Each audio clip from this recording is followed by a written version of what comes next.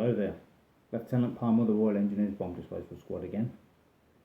Here on behalf of Hysterical History, just to tell you a little bit about air raid shelters. Now, in my job, I have to deal with a lot of bombs, and I don't get to hide in a shelter. I actually have to sit on a lot of them most of the time and deal very close with them with my hands.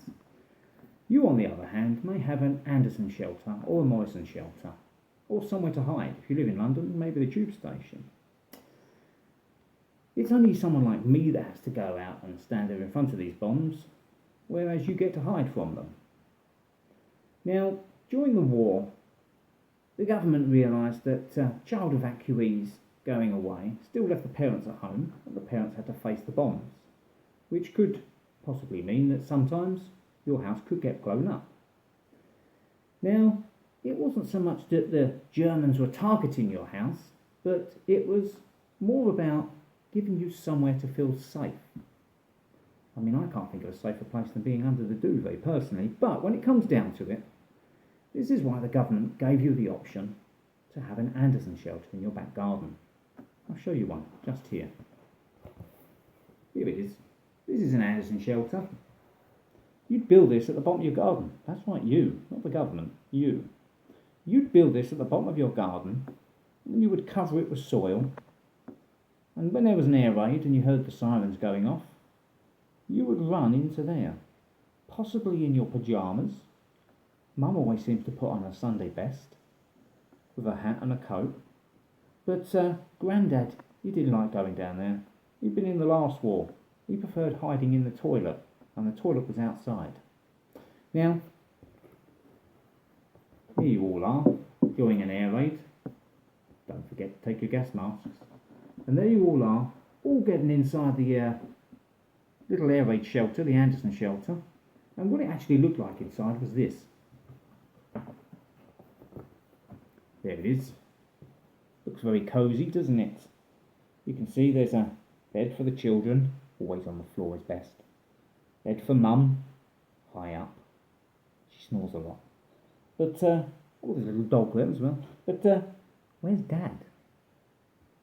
Maybe Dad possibly got to sleep in a chair?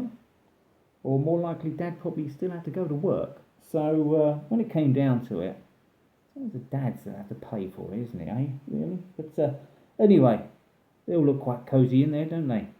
Now, I have heard stories of people tell me from the past whereby it was always a bit damp, a bit smelly. Even though you filled it full of your home comforts, when it came down to it, you could make it a little bit nicer by putting some flower pots outside and planting some flowers on the top. I did hear one story of one guy who found it very, very, very cold in there, so he insulated the door. The problem with that was, what it actually done was it stopped the oxygen getting in, and he almost suffocated the whole family and killed them. So, don't go too mad on your home furnishings on your Anderson shelter. Now, if you haven't got a garden, you can have one inside. And what you can have is the Morrison shelter. Now, look at this. The children love this one when I show them at the schools. This one actually is your dining room table. And you can see the dining room table looks very, very solid here. There's a bit of a cage all the way around it. I don't know, maybe that's to stop animals eating you. Certainly not going to stop shrapnel. But anyway, this is your dining room table most of the time. Then, when there's an air raid, you can all climb underneath it there and feel protected. Now, just look at that lovely comfy picture. There's Dad asleep. Must be a night off. There's Mum over there. Where's the children? Oh, yes, of course. They're down this end with the smelly feet of the parents. So imagine that, having to sleep with your parents through an air raid. Oh, what fun. Now, there is another option. This option is for, especially mainly if you live in London, you can go down the tube.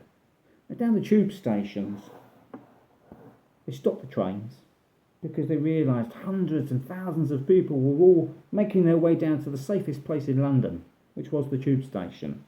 If you look very closely here, you can actually see there's not enough room where the people have decided to lie on the tracks. So you're not going to be getting any trains running through at this point. And it was actually quite a good laugh and a giggle because people used to take their musical instruments down there. You can see they've got their suitcases in case their houses got blown up and they needed to keep their spare clothes and stuff and their family heirlooms.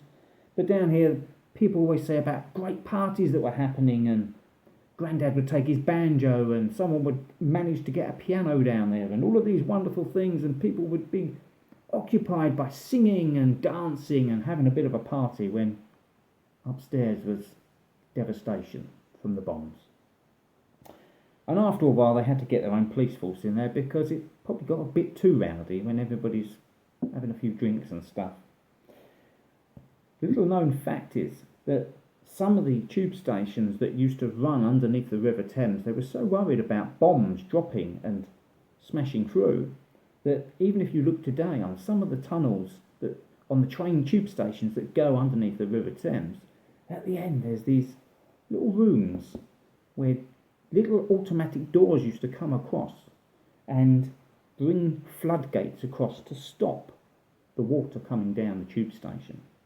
Now imagine if a bomb dropped on a tube station in London and it burst through, the whole of the Thames would then empty into the tube station. These people would then all drown, but also the water would flow all the way through. Don't forget it's fed by the sea, would flow all the way through London and would eventually drown London. All the water would rise up and the whole of London would be completely contaminated with dirty river water. So next time that you're at the tube station in London, just have a look on a particular line to see if there's any little doors at the end that could possibly have those floodgates. It's a little secret. Anyway,